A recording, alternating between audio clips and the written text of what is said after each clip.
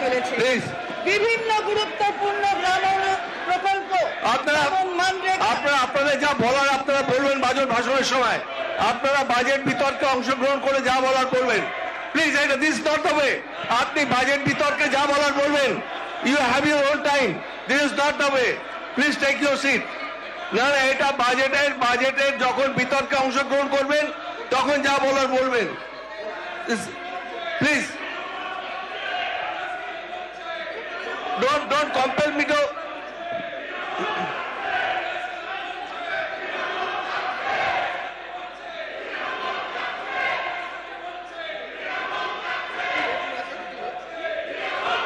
Budget শেষ হওয়ার পর যদি বিরোধী দলের কোনো বক্তব্য থাকে, তাদের স্বাধীনতা আছে, তারা সেটা নিয়ে বলতে পারে, মতামত ব্যক্ত করতে পারে, আলোচনা করতে পারে। কিন্তু এটা বিজেপি পার্টি অফিস নয় যে বিজেপি রাজনীতি এখানে চলে। মানুষের জানবার অধিকার আছে, আমরা কি কাজ করছি, মানুষের জানবার অধিকার আছে, অর্থনৈতিক পরিস্থিতি কি আছে, আমরা ধিক্কার জানাই এই রাজনীতি, নোংরা রাজনীতি, ধিক্কার জানাই, ধিক্কার জানাই, ধিক্কার জানাই। এরা রাজ্য বিরোধী, এরা অ্যান্টি বেঙ্গলি, এরা অ্যান্টি বাংলা, এরা অ্যান্টি বাংলা, এরা অ্যান্টি বাংলা, এরা বাংলার ভালো চায় না, এরা বাংলার ভালো চায় না, এরা বাংলার ভালো চায় না। লজ্জা করে না? একটা বাজেট পড়তে দিতে চান না? কি কথা বলবেন? বক্তৃতা বলবেন? এটা বিজেপি পার্টি অফিস নয়, এটা অ্যাসেম্বলি।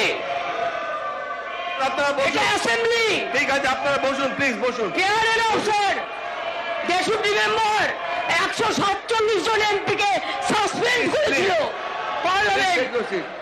147 জন এমপিকে সাসপেন্ড করেছিল পার্লামেন্ট। আমরা সে পথে যেতে চাই না, মনে করিয়ে দিলাম।